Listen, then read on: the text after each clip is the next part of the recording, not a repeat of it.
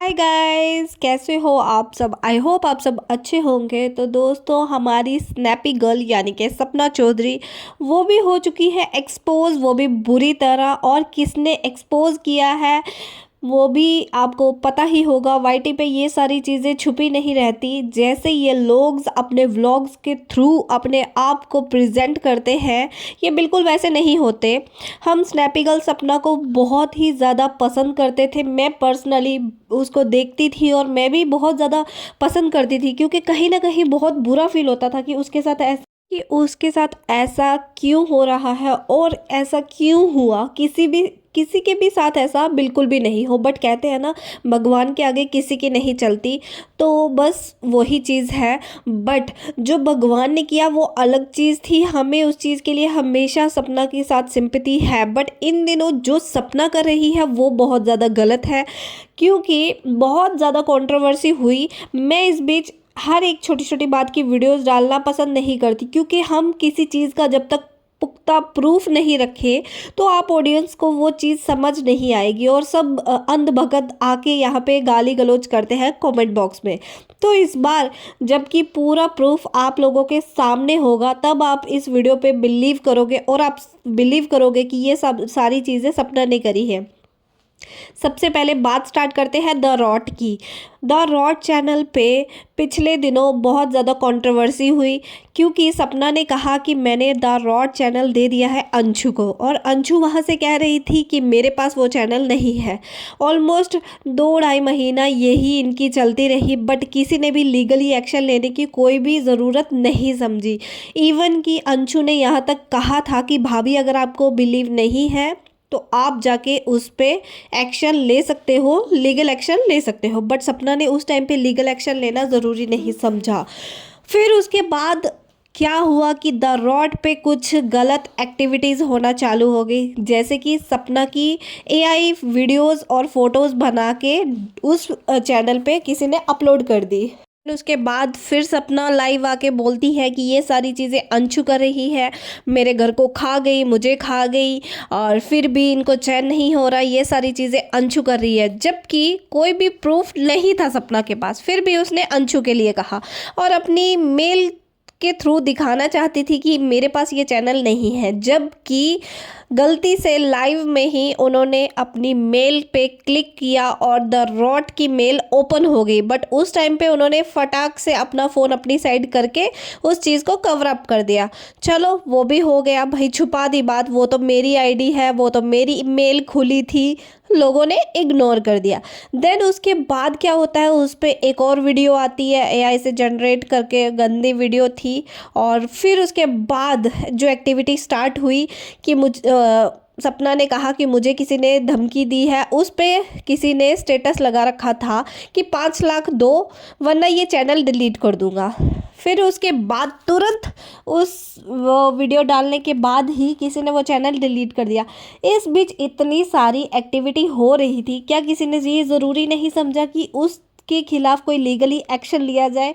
Then उसके बाद सपना ने जब लीगली एक्शन लेने की सोची और लीगल एक्शन लिया भी, वो कि सपना के मुताबिक, क्योंकि वहाँ पे भी सपना की चोरी पकड़ी गई। कुछ लोगों ने कहा कि वो जो पुलिस वाला था वो उन्हीं का कोई रिलेटिव था। फिर सपना लाइव में आके अपनी सफाई में बोलती है कि मेरे रिश्तेदार तो बहुत सारे हैं जो पुलिस में हैं, तो मैं किसी अपने रिश्तेदार से हेल्प भी नहीं ले सकती। आप ले सकते हो, बिल्कुल हेल्प ले सकते हो, बट कानून कहता है कि हम जिस एरिया में रहते हैं, जिस जगह रहते हैं, हम उस एरिया के पुलिस स्टेशन के पास जाएं, ना कि हम दूसरी डिस्ट्रिक्ट में जाके। जबकि ये मथुरा में रहते हैं और जो पुलिस वाला था वो था राजस्थान का।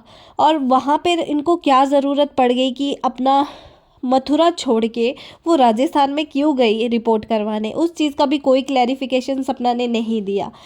फिर उसके बाद द रॉड चैनल तुरंत डिलीट हो गया।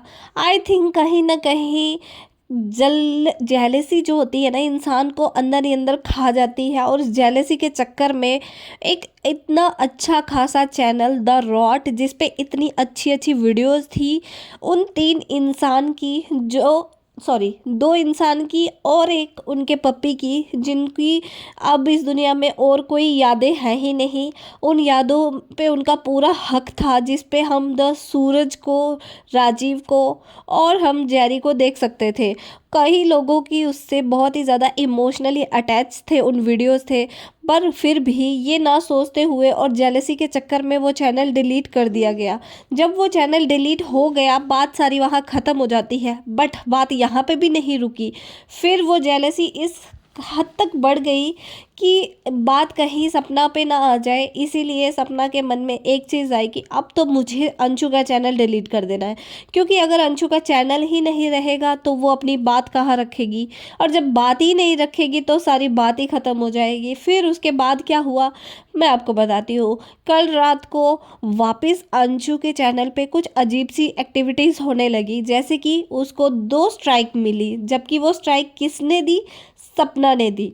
जी हाँ, मैं यहाँ पे स्क्रीनशॉट लगा देती हूँ। वहाँ पे साफ साफ सपना की मेल आईडी थी, और वहाँ पे लिखा गया था कि सपना ने स्ट्राइक दी है, क्योंकि उनकी जो, जब वो साथ में रहते थे उस टाइम की वीडियोस थी, और सपना के चैनल की और द रॉड चैनल की और अंशु के चैनल की, तीनों की वीडियोस मिलती जुलती थी। इस चीज़ पे उसने 2 स्ट्राइक दे दिया, जबकि 2 स्ट्राइक तो ठीक है, तीसरी स्ट्राइक जाते ही चैनल डिलीट हो जाता है। अंशु ने तुरंत उस एक्टिविटी को देख लिया और अपने चैनल को सेव करने के लिए वो वीडियोस हाइड कर दी और कुछ वीडियोस डिलीट कर दी। यहीं से साफ पता चलता है कि सपना इतना सब हो जाने के बाद भी नहीं रुकी और अंशु का चैनल डिलीट करना चाहती थी। कहीं ना कहीं अंशु से एक ही गुजारिश है कि प्यार करना अच्छी बात है, बट प्यार में अंधा हो जाना वो बुरी बात है। क्योंकि देखो, आज इतनी सी बात के लिए इतना सब किया गया, चैनल डिलीट किया गया, कल को कुछ और भी हो सकता है। अपने लिए स्टैंड लो, क्योंकि तुम अभी माइनर हो, छोटी बच्ची हो। इस चीज़ को लेके तुमको इतना गंदे गंदे हेट कमेंट्स आते हैं, इतना हेट मिलता है, वो तुम्हारे फ्यूचर के लिए बहुत ही ज़्यादा इफ़ेक्ट करेगा। या तो तुम पूरी तरह सोशल मीडिया छोड़ के चली जाओ, अगर तुम नहीं जाना चाहती हो तो पूरा डट के मुकाबला करो, क्योंकि कहीं ना कहीं पीछे से बातें होना बहुत गलत है। इनडायरेक्टली डायरेक्टली ये सारी बातें सपना की ओर इशारा कर रही है कि चैनल डिलीट सपना ने किया, अब सपना ही अंशु का चैनल भी हैक कर रही थी। तो ये सारी चीज़ें सपना पे आ रही है। अगर अंशु, आप ये वीडियो आप तक पहुंचती है तो प्लीज़ आप कुछ न कुछ एक्टिविटी या लीगल एक्शन लीजिए, या आप सामने आके वीडियो में क्लियर कीजिए, क्योंकि ऑडियंस को ऐसे बेवकूफ़ बनाया जा रहा है दोनों तरफ से। इस तरफ से सपना को गलत बोल रहे हैं, उस तरफ अंशु को गलत बोल रहे हैं। तो मेरा बस यही कहना है कि सामने आके क्लैरिफिकेशन दो, जो भी बात है खुल के रखो, क्योंकि सपना प्लेटफॉर्म पे आके खुल के अपनी बात रखती है, वहाँ पे उससे ये चीज़ क्लियर होती है कि हाँ भाई वो अपनी बात सामने रखती है। और अंशु की बात ये है कि वो कभी भी सामने आके खुल के बात नहीं रखती है, जिससे इनडायरेक्टली उसको हेट मिलती है। तो अंशु, अपने लिए स्टैंड लो और बात खुल के रखो। गाइज, आपकी क्या राय है इस पूरे विषय में कि अंशु को अपनी खुल के बात रखनी चाहिए कि नहीं रखनी चाहिए? अगर रखनी चाहिए तो कमेंट बॉक्स में ज़रूर बताइएगा। मिलते हैं नेक्स्ट वीडियो में एक अलग टॉपिक पे, तब तक बाय बाय।